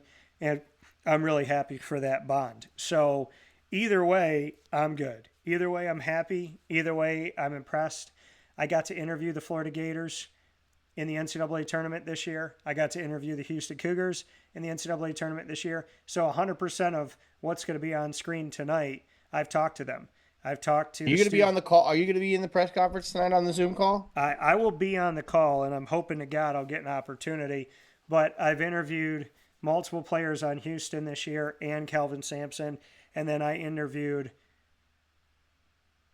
Aberdeen and Chinyelu of Florida as well during the tournament. So I was traveling in Florida when I was interviewing Florida, so that was kind of funny and ironic. So yeah, I mean, yeah. I'm going to be happy either way. I'm going to be excited either way. And no matter what goes on, like I said, it's going to be a championship where there's no villain to me. There's no like big bad wolf. It's the Gators who are underappreciated and the Cougars who are underappreciated. And I think whoever's second in this game is still like giant respect from me at least. So I'm picking the Cougars, but I'm just hoping for a good game, a close game. 65-62 is my score, and I can't wait to watch it. I'm looking forward to it, man. Florida would also help me win my my bracket against my dad. Because he has if Florida wins, I beat him. Yeah. Other than the first UConn national championship, I haven't beaten him in a bracket in a long time. And we don't bet anything on it. We just, we always fill out brackets every year and we do it for fun. And he continually beats me, but he also follows college basketball a little more than I do. So it makes sense. But the first year UConn won, so 2023 was the most recent one that I won. Yeah. Before that, I don't think I had won in 5 or 6 years at least, if not more. So it would be nice to, get my second in 3 years stolen away from him. I'm out of it in my pools at this point, so I've got virtually no chance of winning. Actually, no, I know I have no chance of winning, so I'm not too worried about that. I am tempted to throw a little bit of money on Houston just as a, kind of hedge my quote-unquote bet, so that I'm happy either way. So, like, if Florida wins, I'm excited because they won a national championship. If Houston wins, I'm excited because I won money. So I'm half tempted to throw a little bit of maybe, $30-40 on the Houston Cougars to win straight up. Yeah. But we'll see. We'll cross that bridge when we come to it. I still got, I don't know, about 10 hours or so before the game starts. So 11 hours. So we'll see. I'm optimistic. Like I said, I'm picking the Gators, and I do genuinely feel good about it. But it's a toss-up, man. It could go either way. Houston's a great basketball team. Yeah, no, they're an incredible basketball team, and Florida has proven that they're incredible as well on the other side. We'll take a step aside for a fast break inside of the Great Lakes Honda City Studios here on Wake Up Call with Dan Tortora for DT and Murphy. And on the other side of that, we'll wrap up with some baseball talk right after this.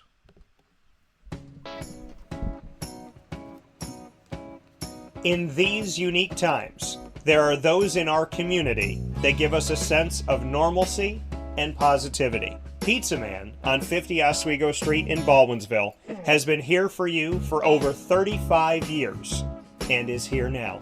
Call 315-638-1234 or order online at pizzamanbville.com to bring those familiar tastes into your home. And remember to come see our monthly on-site broadcasts centered around the community and our Baldwinsville Bees. Pizza Man in Baldwinsville. Any way you slice it, they are always here for you.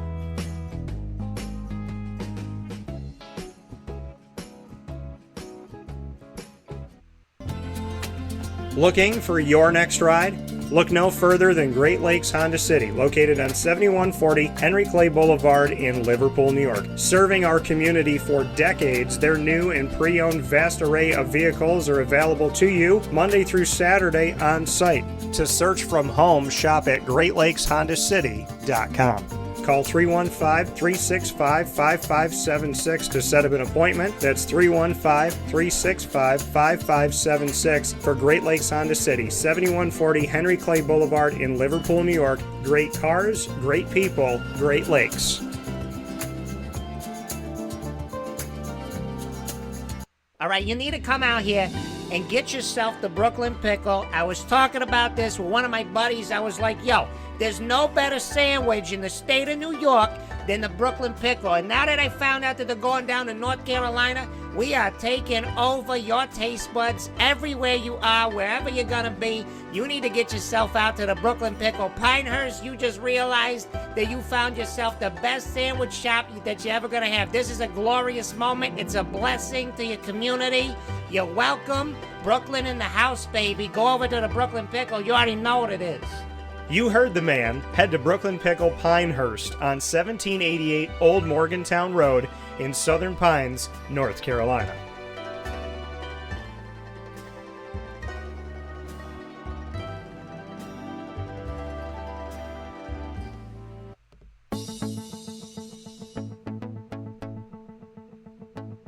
Avicoli's, located on the corner of Route 57 and Wetzel Road in Liverpool, New York, has been your trusted neighbor for decades. Located just steps from Liverpool High School, we're happy to have the Liverpool Warriors on-site, on-location broadcast at Avicoli's through Wake Up Call with Dan Tortora every single month, featuring student athletes, coaches, and administration throughout the year from Liverpool High School. Head out to Avicoli's today on the corner of Route 57 and Wetzel Road in Liverpool, New York, open Tuesday through Sunday for lunch, dinner, and drinks. We'd love to see you out there, and of course you can call them at 315-622-5100 for takeout, delivery, and catering. That's 315-622-5100, and also find them on myavicolis.com. That's myavicollis.com.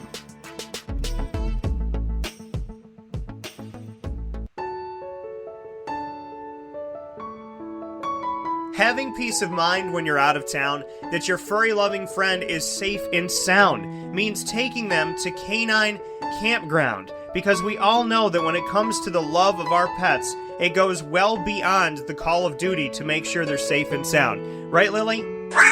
So take a ride to 242 Johnson Street in East Syracuse, New York, and see Canine Campground and where your dog will be staying, in the classic cabin, the executive cabin, the grand cabin, or of course the luxury cabin, because if you know Lily, you know she loves luxury. Now you don't have to wait to the last minute to find a family member or a friend that'll take your dog for a few days. Call Canine Campground at 315-299-4013. That's 315-299-4013. Their drop-off and pickup times are Monday through Sunday. Check K9campground.com for more information. That's the letter K, the number 9, and campground spelled with a K.com. K9campground.com. When you're going out of town, bring your dog to K9 Campground.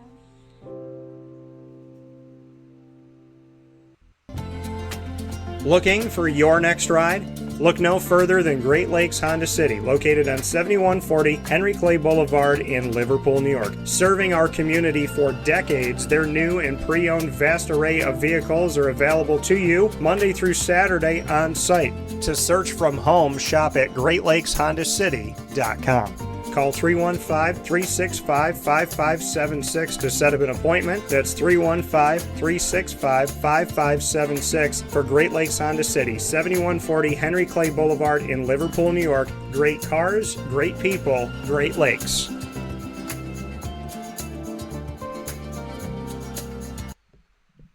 welcome back here to Wake Up Call with Dan Tortora, where sports meets life inside the Great Lakes Honda City studios. Find Great Lakes Honda City on 7140 Henry Clay Boulevard in Liverpool, New York, just outside of Syracuse. You'll find them there Monday through Saturday for sales and service. Make sure you let them know that DT sent you their way, and you can bring off of their lot a new or used vehicle today. Much appreciation to Great Lakes Honda City for serving my family for over a decade. Can't tell you how much I appreciate you and value everything that you've done for my family. So looking forward to many great memories to come, and much appreciation for all of that. With that being said, Murph and I are going to wrap up today's edition of DT and Murphy on Championship Monday for men's basketball with a little bit of baseball. So, Murph, we're over a week into the baseball season. Your Mets are out there doing their thing. Juan Soto is in a different borough. And while I was leaving New York City, the Mets were getting ready to host their first series of the 2025 season. Your thoughts on the Mets? It's been a good start. Just swept the Blue Jays out of New York, and they look pretty good doing it. We've kind of said all offseason long that pitching was going to be their biggest issue. And so far, it's been their biggest strength, especially the bullpen. They've got the best bullpen ERA in all of baseball at the moment. It is under 2. Their bullpen is giving up nothing. Max Kranick, I believe, has faced something like 25 hitters, and he's retired 24 of them. Yeah. So he's done pretty darn good so far. Huascar Brazoban's been great. Edwin Diaz has bent but not broken. He's been meh. And all this while Juan Soto's really not hitting all that much. Yeah. Juan Soto's kind of off to a slow start. Alonso's hitting. Lindor's also off to a bit of a slow start, but Alonso's been solid and kind of carrying this team. Nimmo's had a good start to the year. The catchers have played decent. Luis Torrens and Hayden Sanger have been decent with Alvarez out. It's really just Beatty that's been... Beatty is not hitting. Vientos is not hitting. And then the DH spot, Marte's kind of struggling a little bit. But Jesse Winker had himself a day on Saturday. 2 triples. And yet he hasn't... before that, I don't think he had one since, 2023. In, 2 years, he hadn't had a single triple. He has 2 in the same game. So he's been great. The pitching staff's been pretty good. I mean, Griffin Canning and Tyler McGill at the back end of the rotation have been, everything you could have asked for and more. Clay Holmes is starting to figure it out. Senga was decent. Peterson kind of struggled a little bit today, 5 walks, but, got through 5 1/3, got through 4 2/3 with only giving up the 1 run. So, they're doing what they need to do to keep the team in games, and the bullpen's coming out and being nails. So I don't know what they need to do on the offensive side. I think you got to send Beatty back to AAA because it's getting ridiculous at this point. The dude could not hit water if he fell out of a boat right now. He did have a hit today, but he has not looked good at the plate. And this is basically the story of Brett Beatty's MLB career. He goes to AAA, he rakes, he comes to the big leagues, he doesn't. He hits below the Mendoza line. He goes back to AAA, he rakes again. Off-season, spring training, rakes in spring training. Second you get to regular season, down the tubes again. Brett Beatty is not a Major League Baseball player. He should not be there. They need to send him back to Syracuse ASAP. I don't know what the heck they're gonna do. I think when McNeil comes back, he's definitely the one to go. But we'll see. Clearly, this team is still gonna need some firepower. If Vientos doesn't hit, that's gonna be an issue at third base. But we'll see what happens when McNeil comes back at second. McNeil, as we know, is a solid hitter. Yeah. And he does what he needs to do, and I'm excited about it. I'm excited about this team. They get the Marlins this week. That's they just took 2 out of 3 from them down in Miami. So I am very optimistic to see how they play. They're 6-3 right now. They could, very easily be 8-4 or 9-3 going out to Sacramento. But they play the Marlins for 3, and then they fly out to California to play the A's for 3 games in a minor league ballpark that is supposedly a bandbox. So the ball flies out of there. So maybe that's the place where Vientos and Soto can get going, and Lindor can get going and really kind of help things out here. But we'll see. I am very, very, very optimistic. I love the fact that the Atlanta Braves are sitting at 1-8 in last place in all of Major League Baseball. No team that started 0-7 has ever made the postseason. So, based on those statistics, it's going to be a 2-team race in the National League East between the Mets and the Phillies, and I'm excited for it. And I'm interested to hear your take on the Diamondbacks. They obviously took 3 out of 4 from the Yankees last weekend, and those were their three out of their 5 wins so far. So I'm optimistic. I'm curious to hear. Oh, before I do that, I've actually got a card to show you that's been sitting here, and I actually got this today yesterday at Garfield at the card show I was at. A kid was walking around with this booklet card.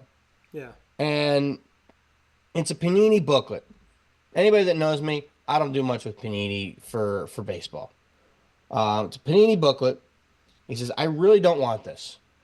I was like, I'd probably pass on it. He says, if you want it for $5, you can have it. And I was like, I looked at the name again, and I was like, okay. It is your boy, all-star, and finishes high in the MVP voting every year, Ketel Marte. Oh, nice. It's Seattle, yeah, but still. I have never owned a booklet before, too, so that's my first booklet that I bought for $5 at the card show in Garfield. Yeah. I thought you would appreciate that. It is numbered 6 of 99. It is a rookie jumbo materials auto from Panini Prime Cuts, apparently. Yeah. I don't know. Yeah, no, I'm definitely. But for $5, I couldn't say no to that. No, and Ketel Marte just signed his extension to remain. Good for him. Yeah, to remain a Diamondback for many years, and his extension is going to pay him like $11 million certain years, $22 million other years, like different amounts at different times. And Shohei Ohtani actually referred it to the equivalent of him putting a quarter into a gumball machine. So, I mean, that's essentially, Shohei didn't say that, I did, but it's essentially the reality that Ketel Marte is making good money, staying with the Diamondbacks, but there's other people making stupid money, which makes no sense to the world. So, with that being said, I mean, my take on what's going on with the Diamondbacks, I mean, yeah, they won the series against the Yankees, which I think is huge. Yankees, at the time we're talking right now, they're in first place, a little bit ahead of the Red Sox. Shout out to the Detroit Tigers, who decided to make sure that the AL Central would have a team with a winning record Monday morning. There was no team with a winning record, and now they're 5-4. Kansas City 4-5, Minnesota 3-6, Cleveland 3-6, Chicago White Sox 2-7. So congratulations to the Detroit Tigers for making Wait sure. Wait a minute, weren't they 2-0 to start the year? Yeah. The White Sox? I know they won on opening day. Yeah. Where did they win their other game? So yeah, but the Detroit Tigers decided to make sure that the AL Central had one team with a winning record this morning. Then in the AL West, the Rangers are 8-2, the Angels are 6-3 after moving Mike Trout to right field. And then we look at the National League. The Phillies are leading the Mets by 1 game, 7-2 versus 6-3. The Miami Marlins are above the Washington Nationals and the Atlanta Braves. In the NL Central, the Chicago Cubs are the only team with a winning record. The Cardinals are 4-4. Everybody else is below 500, besides the Brewers, who are 5-5. And in the West, I put out a poll: who will stay undefeated longer, the Dodgers or the Padres? And people picked the Padres. Both teams have lost since I put that poll out last Thursday. The Giants are in first place. They're 8-1, believe it or not. The Dodgers are 9-2. The Padres are 8-2.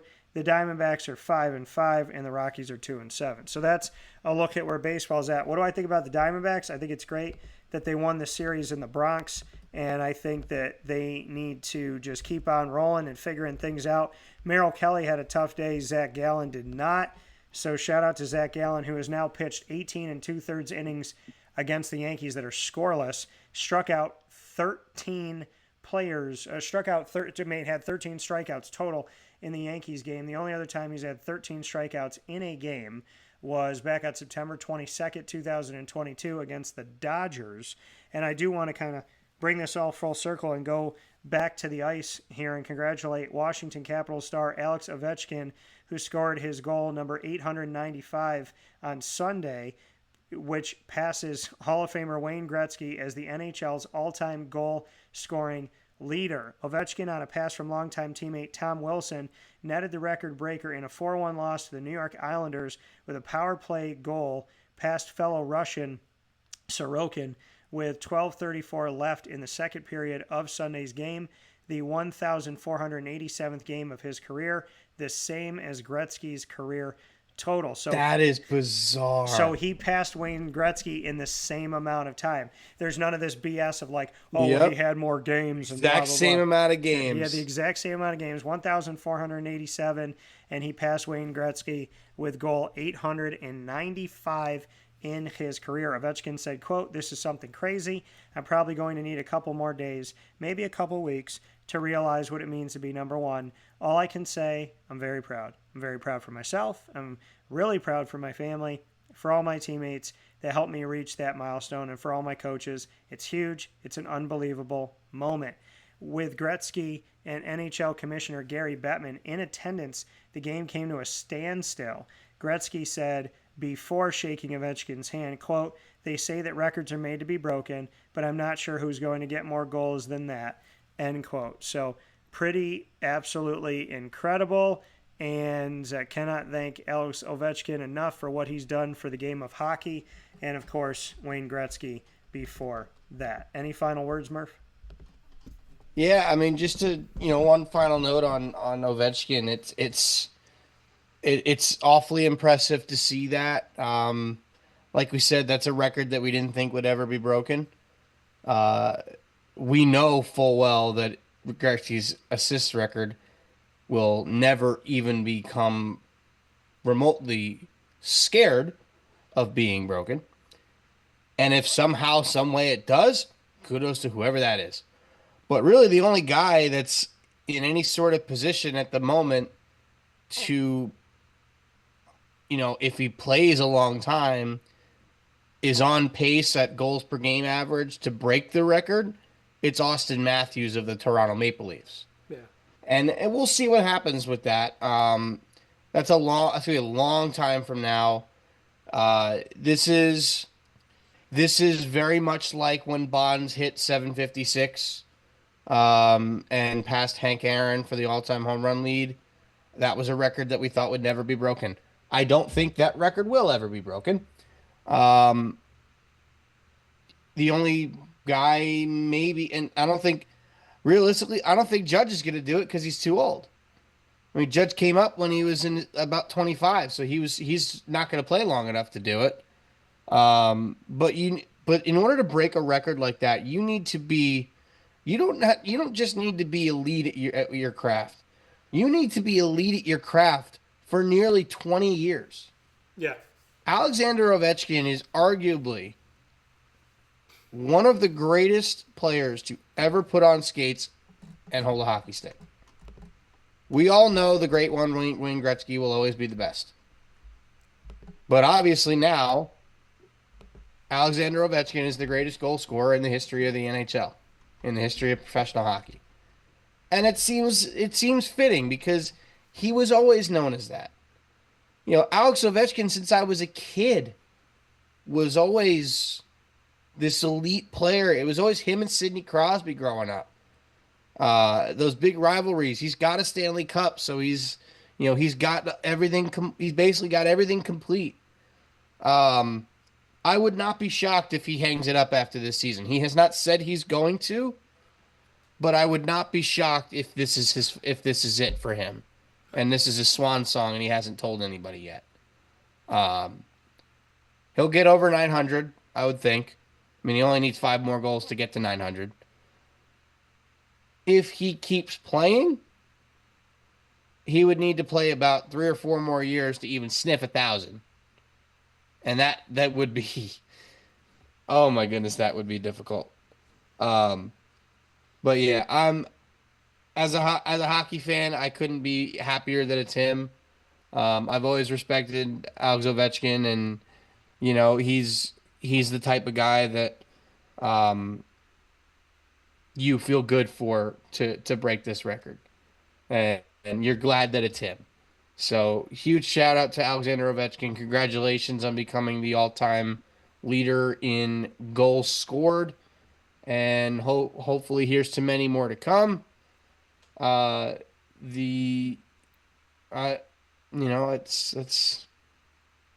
pretty much all I got, other than go Gators. With that being said, we get you ready for the championship game tonight in the men's NCAA tournament. The Florida Gators, number 1 seed, the Houston Cougars, number 1 seed. Someone's going to prove that they're the number one seed. The number 1 overall seed is gone thanks to Florida taking out Auburn.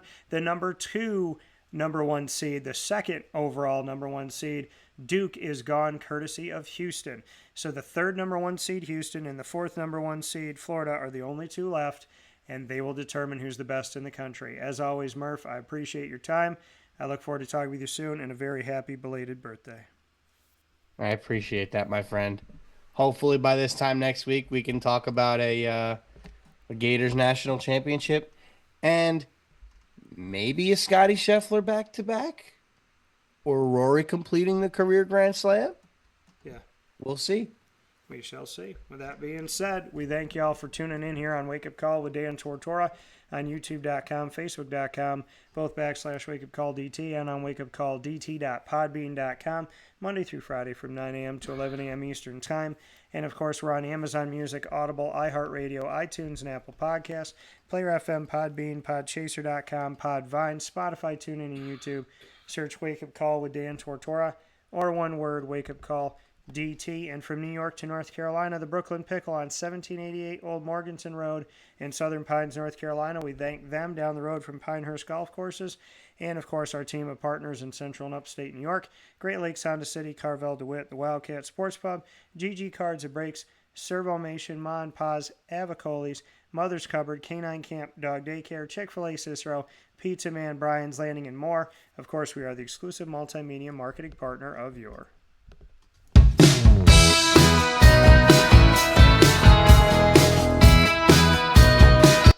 Lemoyne College Dolphins. It's Fins Up every single month on Wake Up Call with Dan Tortora. Find your Dolphins Wednesdays at 9 a.m. Eastern Time worldwide with student athletes, coaches, administration, future Dolphins, and alumni. You can find all of our content by going to youtube.com/WakeUpCallDT. Click subscribe, hit the notification bell, and find the Lemoyne playlist. You also find the Dolphins on WakeUpCallDT.com's homepage and underneath the exclusive partners tab. For more information, go to LemoyneDolphins.com and Fins Up.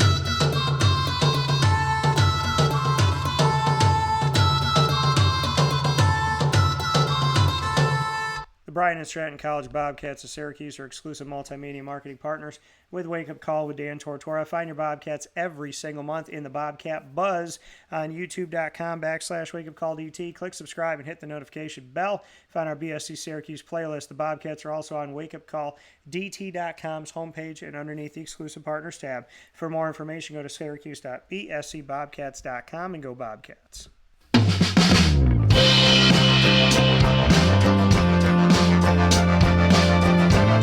The Binghamton University Bearcats are exclusive multimedia marketing partners with Wake Up Call with Dan Tortora. Find the Bearcats every Tuesday during Bearcat time at 10 a.m. Eastern Time worldwide. Student athletes, coaches, administration, and alumni join in the show. And, of course, you can find it all on youtube.com/WakeUpCallDT. Click subscribe, hit the notification bell, and find our Binghamton playlist. The Bearcats are also on WakeUpCallDT.com's homepage and underneath the exclusive partners tab. For more information, go to BinghamtonBearcats.com and go Bearcats. So with that being said, Murph and I bid you a very happy National Championship Monday from the Great Lakes Honda City Studios, saying to you as always, God bless, no stress, do your best.